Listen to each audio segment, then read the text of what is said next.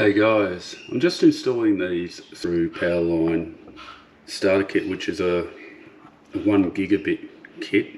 It's an AR13, AR 13000, and I'm replacing my old set, which is half the speed.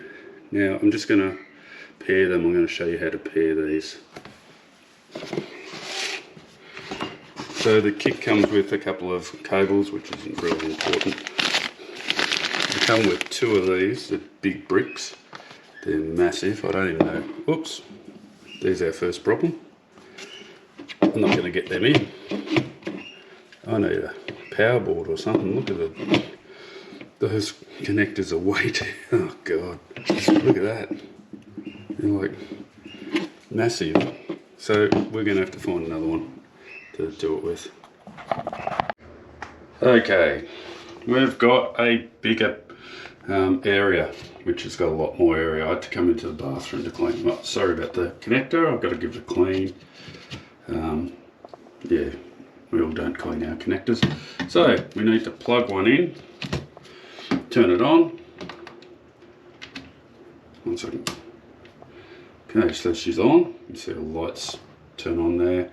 We need to press the power button for 1 second.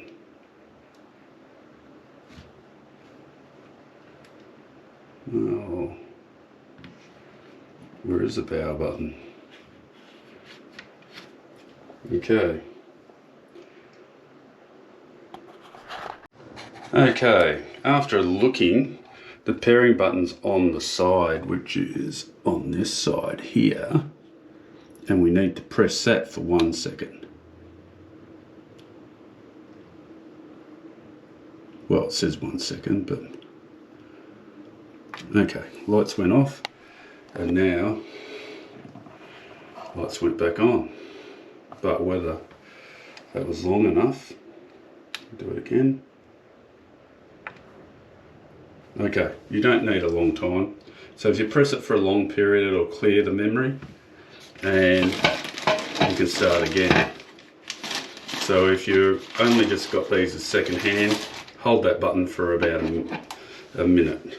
Here's the other one right here. You see the size. If you were going to fit more than 2 of these in a power board of 4, you're not going to get much out of it. So we turn the second one on, which really is the primary source of this.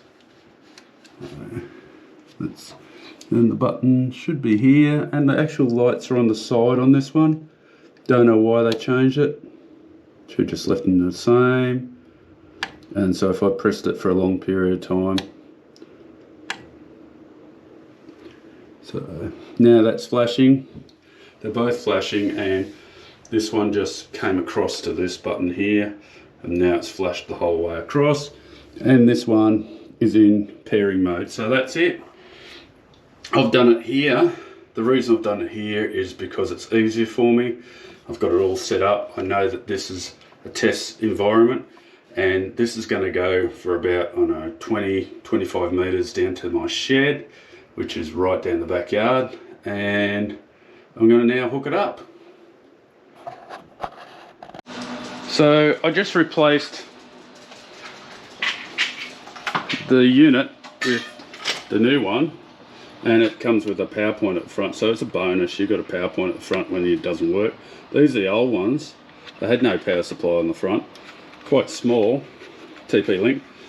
I knew TPlink was good because I'd used another brand and it couldn't make it to the shed before, and I needed it for the server I've got down here that I'm working on. I've got another server sitting here.